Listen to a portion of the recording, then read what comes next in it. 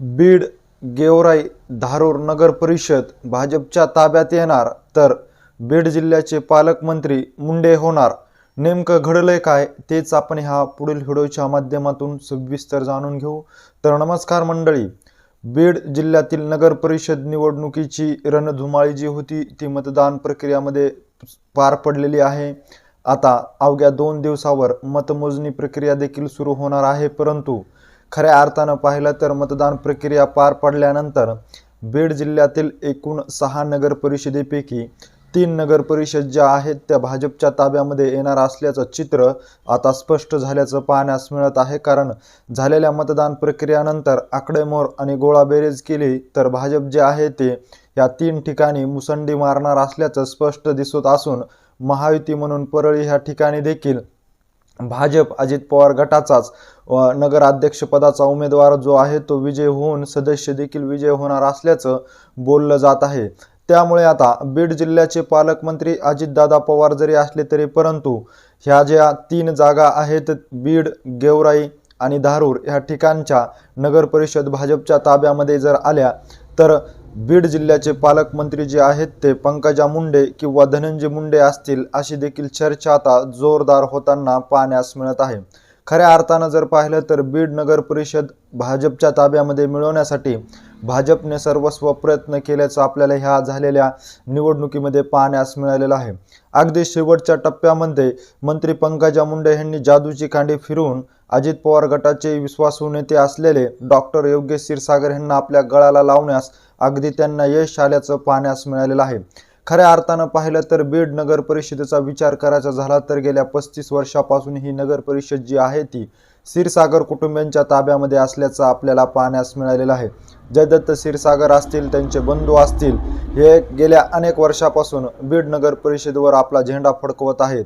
राष्ट्रवादीच्या माध्यमातून ते ह्या निवडणुकीला अनेक वेळा सामोरे देखील गेल्याचं आपल्याला पाहण्यास मिळालेलं आहे, परंतु ह्यावेळेस देखील अजित पवार गटाच्या माध्यमातून बीड नगर परिषदेला क्षीरसागर कुटुंब सामोरे जाणार असल्याचं चित्र आपल्याला पाहण्यास मिळत होतं। परंतु अजित पवार गटामधून होत असलेली कुचंबना याचबरोबर वेळोवेळी आपला शब्द डावलला जात असल्याची नाराजीचा सूर व्यक्त करीत डॉक्टर योगेश क्षीरसागर यांनी अखेर मंत्री पंकजा मुंडे यांच्या सहमतीनुसार भाजपमध्ये पक्षप्रवेश केल्याचं पाहण्यास मिळालेलं आहे।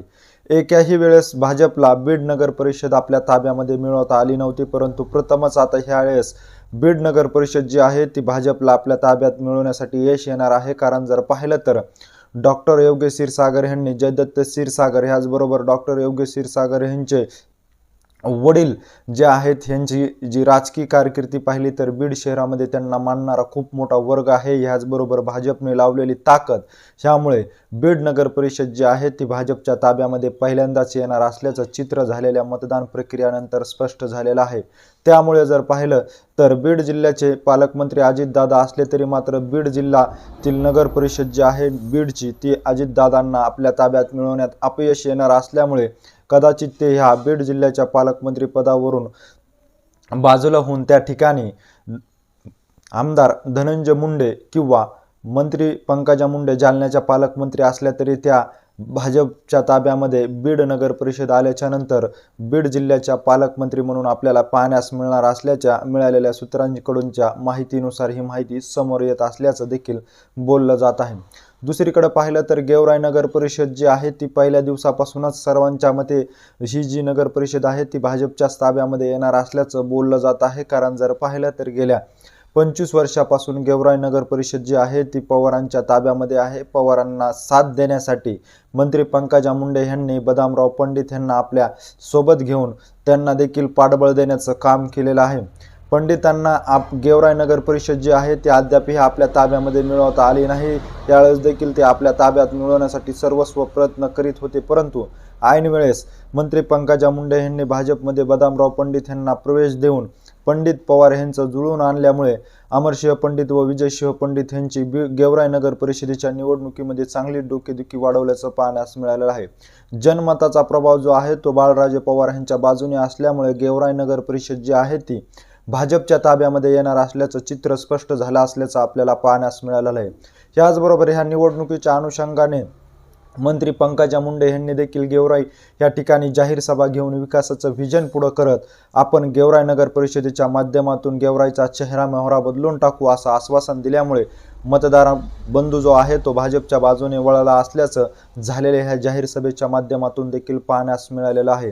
त्यामुळे गेवराई नगर परिषद जी आहे ती भाजपच्या ताब्यामध्ये येणार असल्याचं बोललं जात आहे। तर धारूरचा विचार केला तर धारूर नगर परिषदेमध्ये अजित पवार गटाचे आमदार असलेले प्रकाश सोळंके यांना चौबाजूने घेरा घालून या ठिकाणी भाजप आपला शांत आणि संयमाच्या भूमिकेने आपल्या ताब्यामध्ये ही नगर परिषद आणण्यासाठी त्यांना देखील त्या ठिकाणी यश आलं असल्याचं बोललं जात आहे। कारण जर पाहिलं तर अजित पवार गटाचे आमदार असलेले प्रकाश सोळंके यांचे विश्वासू असलेले महादेव निर्मळ यांना मानणारा धारूर शहरामध्ये खूप मोठा वर्ग आहे। याचबरोबर रमेश अडसकर जे असतील, धनंजय मुंडे असतील, यांचा देखील जो पाठबळ आहे तो प्रकाश सोळंके यांच्या बाजूने न राहता तो जी पाठबळ आहे तो भाजपचे उमेदवार असलेले त्याचबरोबर नेते असलेले महादेव निर्मळ यांच्या बाजूने खंबीरपणे उभा राहिल्यामुळे व मंत्री पंकजा मुंडे यांनी देखील धारूर शहरामध्ये जाहीर सभा घेऊन त्या ठिकाणचा देखील मतदार जो आहे तो भाजपच्या बाजूने वळवण्यामध्ये त्यांना यश आल्यामुळे धारूर नगर परिषद जी आहे ती भाजपच्या ताब्यामध्ये येणार असल्याचं चित्र आता स्पष्ट झालेलं आहे। त्यामुळे बीड जिल्ह्यातील गेवराई, बीड आणि धारूर ह्या 3 ठिकाणच्या नगर परिषद ज्या आहेत त्या मंत्री पंकजा मुंडे यांनी संयमाची भूमिका वापरून ह्या 3ही नगर परिषद भाजपच्या ताब्यामध्ये येणार असल्याचं झालेल्या मतदान प्रक्रियेनंतर चित्र स्पष्ट झालेलं आहे। त्यामुळे अजित पवार गटाच्या ताब्यामध्ये एकही नगर परिषद येणार नसल्याचं बोललं जात असल्यामुळे बीड जिल्ह्याचे पालकमंत्री असलेले अजितदादा जे आहेत ते आपल्या पालकमंत्री पदाचा राजीनामा देऊन त्या ठिकाणी धनंजय मुंडे किंवा मंत्री पंकजा मुंडे जे आहेत त्या बीडच्या पालकमंत्री म्हणून आपल्याला पाहण्यास मिळणार असल्याची चर्चा अंतर्गत होत असून आता ही चर्चा जी आहे ती आता काही दिवसातच समोर येणार असल्याचं देखील बोललं जात आहे। त्यामुळे ह्या नगर परिषदेवर भाजप आपली पकड बसवण्यासाठी पहिल्या दिवसापासून ह्या निवडणुकीच्या रिंगणामध्ये उतरल्यामुळेच आता हे सर्व चित्र बदलणार असल्याचं देखील आपल्याला पाहण्यास मिळत आहे। त्या अनुषंगानेच धनंजय मुंडे यांनी दिल्ली ह्या ठिकाणी जाऊन अमित शाह यांची भेट घेतली असल्याचं देखील बोललं जात आहे। ह्याचबरोबर माणिकराव कोकाटे यांनी आपल्या मंत्रिपदाचा राजीनामा दिल्यामुळे त्या ठिकाणी धनंजय मुंडे यांची वर्णी लागून बीड जिल्ह्याचे पालकमंत्री म्हणून धनंजय मुंडे असू शकतात। परंतु बीड ह्या ठिकाणच्या नगर परिषदा जर ह्या 3ही नगर परिषद भाजपच्या ताब्यामध्ये गेल्या तर चित्र काहीसं वेगळं असू शकतं असं देखील बोललं जात आहे। त्यामुळे बीड जिल्ह्याचे पालकमंत्री म्हणून पंकजा मुंडे ज्या आहेत त्या आपल्याला ह्या मतदान प्रक्रियामध्ये नंतर मतमोजणी झाल्यानंतर जे चित्र स्पष्ट होणार आहे त्या चित्र स्पष्ट झाल्याच्या नंतर आपल्याला त्या बीडच्या पालकमंत्री म्हणून पुढे येताना पाहण्यास मिळणार असल्याची चर्चा अंतर्गत होत असून ही सूत्रांनी दिलेली माहिती आहे। त्यामुळे ह्या 3 नगर परिषद आपल्या ताब्यात मिळवण्यासाठी मंत्री पंकजा मुंडे यांनी पहिल्या दिवसापासून चांगलीच फिल्डिंग लावली असल्याचं देखील बोललं जात आहे। तर महायुतीचा धर्म म्हणून परळी जी नगर परिषद आहे ती देखील अजित पवार व भाजपच्या ताब्यामध्ये येणार असल्याचं चित्र स्पष्ट झाल्याने बीडचे पालकमंत्री म्हणून ह्या मुंडे बहीण भावापैकी एक जण असणार असल्याचं बोललं जात आहे। एकंदरीत ह्या सर्व घडामोडीविषयी नेमकं तुम्हाला काय वाटतं हे आम्हाला आमच्या कमेंट बॉक्समध्ये नक्की कळवा। अशीच माहिती जर तुम्हाला वेळोवेळी जाणून घ्यायची असेल आणि तुम्ही अजूनही आमच्या चॅनलला जर सबस्क्राईब केलं नसेल तर नक्की सबस्क्राईब करा। धन्यवाद।